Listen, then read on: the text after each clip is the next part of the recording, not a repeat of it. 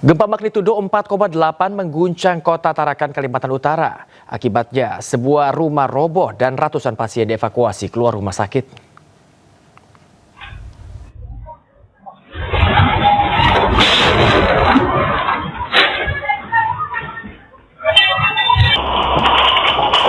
Inilah rekaman CCTV saat gempa magnitudo berkekuatan 4,8 mengguncang kota Tarakan, Kalimantan Utara Rabu malam.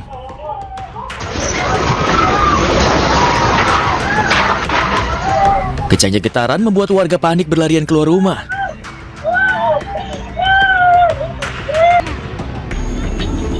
Kepanikan juga terjadi di RSUD Dr. Yusuf SK Tarakan. Pasca gempa, ratusan pasien dievakuasi keluar bangunan rumah sakit. Pasien dikembalikan ke ruangan rumah sakit setelah kondisi dinyatakan aman. Menyiapkan tenaga-tenaga yang ada, Bapak Ibu. Kondisi saat ini alhamdulillah kondusif. Modalitas tadi yang bisa berjalan silakan dulu Bapak Ibu. Kondisi pasien memang dalam keadaan baik. Kami mengantisipasi kerjasama dengan pihak terkait. Kami akan memasang tenda. Kalaupun nanti tiba-tiba kejadian yang kita tidak harapkan muncul gempa susulan, ya kita evakuasi kembali, tapi dalam kondisi kita sudah bertenda. Akibat gempa tersebut, sebuah rumah di kawasan Mangburugan, Kecamatan Tarakan Timur, roboh. Penghuni rumah yang berjumlah 4 orang selamat. Kepala BMKG Tarakan, Muhammad Sulam Kilmi mengungkapkan bahwa gempa dengan magnitudo 4,8 tidak berpotensi tsunami dan diprediksi tidak terjadi gempa susulan. Kami ingin tegaskan yang pertama bahwa gempa ini tidak berpotensi tsunami, ya. Yang kedua, berkaitan dengan gempa susulan, sampai saat ini BMKG belum memonitor adanya gempa susulan. Meski diprediksi tidak ada gempa susulan, petugas mengimbau warga tetap waspada. Dari Tarakan, Kalimantan Utara, Usman Codang, A-News melaporkan. Gempa bumi berkekuatan 6,2 magnitudo mengguncang Provinsi Gorontalo Rabu pagi. Gempa membuat pengunjung hotel panik dan merusak sejumlah bangunan. Kita di hotel ini. Puluhan pengunjung di salah satu hotel kota Gorontalo panik saat gempa berkekuatan 6,2 magnitudo terjadi pada Rabu pagi. Gempa menyebabkan getaran yang cukup kencang dengan durasi hampir 1 menit. Para pengunjung memilih untuk tetap berada di luar hotel karena khawatir adanya gempa susulan. Sementara itu gempa juga merusak sejumlah bangunan di kota Gorontalo. Menurut BMKG, gempa terjadi pada pukul 7.32 waktu Indonesia Tengah, berpusat di Kabupaten Bone Bolango, Gorontalo dengan kedalaman 103 km. Kita di hotel ini. Hujan deras disertai angin kencang melanda wilayah Kabupaten Bojonegoro, Jawa Timur. Akibatnya atap beterbangan dan puluhan rumah warga rusak.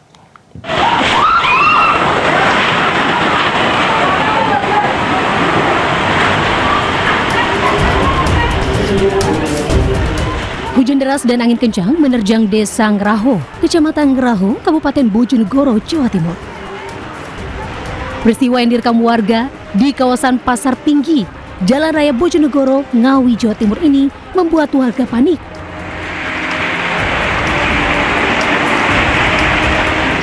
Hembusan angin yang begitu kuat membuat puluhan rumah rusak dan beberapa pohon tumbang. Hujan lebat dan angin kencang juga menerjang di Kecamatan Kalitidu dan Kecamatan Trucuk. Angin kencang memporak-porandakan atap rumah warga. Usai kejadian, sejumlah warga desa Kanten yang rumahnya terdampak angin kencang mulai memperbaiki atap rumah mereka yang rusak. Angin piting beliung, Mas. Sekitar jam berapa, Pak? Sekitar jam 5. Jam 5. Itu kerusakan rata-rata di Rata-rata atap. atap. Atapnya. Atap, genteng, SBS. Nggak ada korban rumah rubuh, nggak ada. Nggak ada.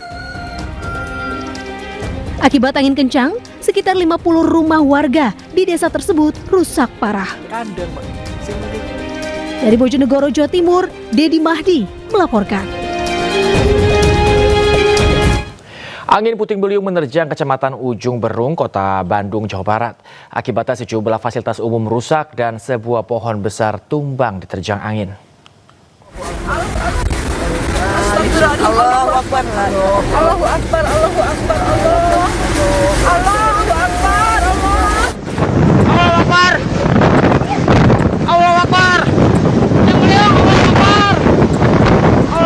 Detik-detik angin puting beliung yang menerjang kawasan Jalan AH Nasution, Ujung Berung, Kota Bandung terekam kamera warga. Sejumlah warga yang tengah melintas panik sambil mengucap takbir. Allah Akbar! Allah Akbar! Allah Akbar! Allah Akbar! Innalillahi wa inna ilaihi raji'un. Angin puting beliung juga memporak-porandakan puluhan kios di Pasar Ujung Berung. Gerobak pedagang hingga reklame yang berada di pinggir jalan juga ambruk.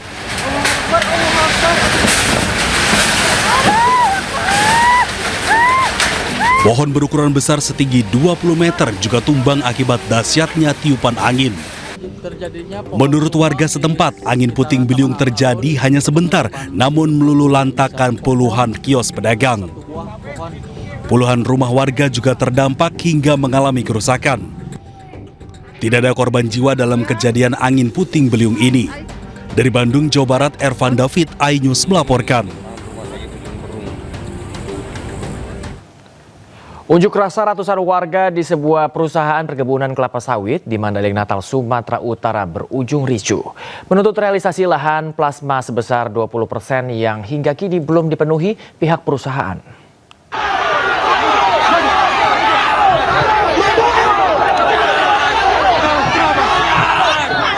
Aksi saling dorong hingga adu jotos terjadi antara ratusan warga desa Tabuyung dengan petugas keamanan PT Dinamika IT Sentosa di Mandailing Natal, Sumatera Utara.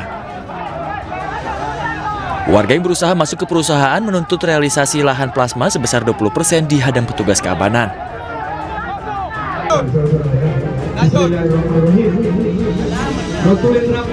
Aksi mereda setelah warga ditemui pihak perusahaan dan dimediasi oleh pihak Kecamatan Muara Bata Gadis. Warga meminta perusahaan memenuhi tuntutan mereka dalam 2 minggu. Jika tidak dipenuhi, warga mengancam akan menyegel dan membuat patok di lahan yang dikuasai perusahaan. Jadi kita tunggu 2 minggu ini, insya Allah besok kami langsung berangkat menghadap ke Bupati menyampaikan yang menjadi aspirasi kalian ini. Konflik lahan belakangan marak terjadi antara warga dengan perusahaan perkebunan. Perusahaan kerap lambat memenuhi kewajiban memberikan plasma bagi masyarakat sesuai aturan perundang-undangan. Dari Mandailing Natal, Sumatera Utara, Ahmad Hussein Lubis, iNews melaporkan. Pemirsa, eksekusi lahan sengketa di Kabupaten Sumbawa, Nusa Tenggara Barat berakhir ricuh. 3 anggota polisi terluka akibat terkena senjata tajam.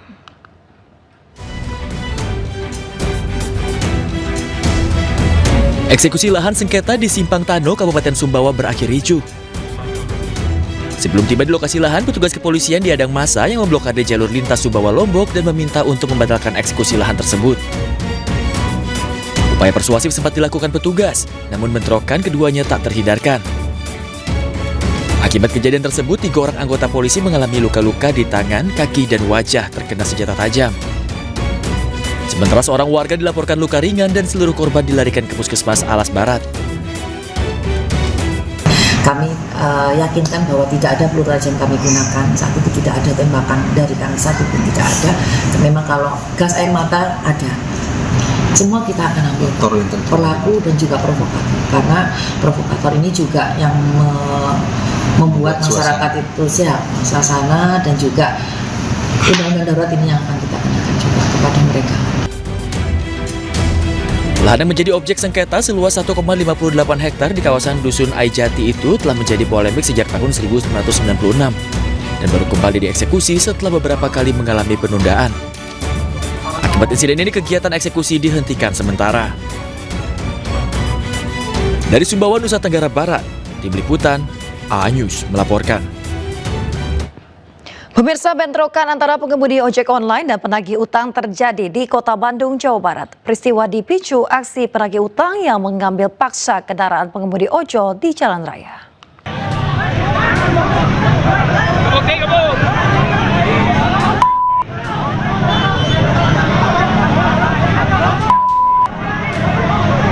Bentrokan antara pengemudi ojek online dan penagih utang terjadi di Jalan BKR Kota Bandung, Jawa Barat.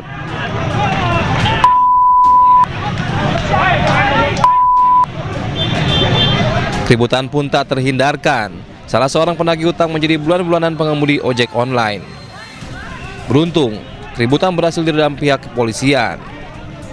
Peristiwa ini dipicu oleh aksi penagih utang yang mengambil paksa salah satu motor pengemudi ojol.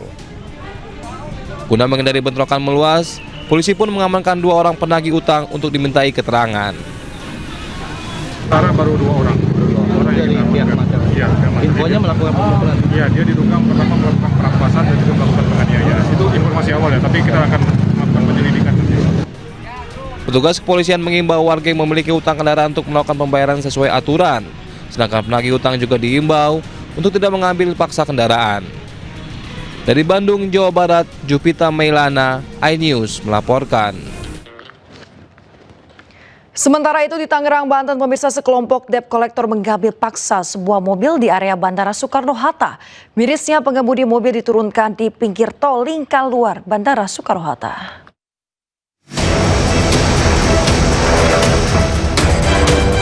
Sekelompok orang diduga debt collector merampas paksa sebuah mobil di area parkiran 2F Bandara Soekarno-Hatta, Tangerang. Teganya, pengemudi mobil diturunkan di pinggir tol Bandara Serpong pintu keluar Buaran Baru, Kota Tangerang. Polisi yang mendapat laporan perampasan kendaraan melakukan olah TKP dan menangkap 1 pelaku di daerah Tanah Tinggi, Kota Tangerang. 2 pelaku lain ditangkap di Bandara Soekarno-Hatta saat sedang memantau mobil. Ketiga pelaku dibawa ke Mapolresta Bandara Soekarno-Hatta untuk diperiksa intensif dengan barang bukti pakaian dan berkas penarikan kendaraan. Berawal dari kami di Bandara Soekarno-Hatta menerima laporan polisi dari seorang pelapor di mana kejadian tersebut berawal dari pelapor tersebut didatangi oleh debt collector di area Terminal 2F Bandara Soekarno-Hatta. Kemudian pelapor tersebut dipaksa untuk ikut ke kantor di daerah Jakarta Selatan. Namun di tengah perjalanan pelapor ini diturunkan di exit gate tol Tanah Tinggi dan kemudian mobilnya ditarik secara non-prosedural oleh para debt collector. Kemudian menindaklanjuti laporan polisi tersebut, kami melakukan serangkaian penyelidikan dan penyidikan. Selanjutnya, kami mendapatkan identitas dan keberadaan para tersangka. Dengan alat bukti yang telah kami dapat, kami melakukan upaya paksa terhadap salah satu tersangka dengan inisial YA di rumahnya di wilayah Tanah Tinggi, Tangerang. Kemudian untuk 2 tersangka lainnya yang berinisial DMK dan CED, kami lakukan upaya paksa penangkapan di area Bandara Soekarno-Hatta. Tersangka terancam 11 tahun penjara. Dari Tangerang, Banten, Hasnugara, iNews melaporkan.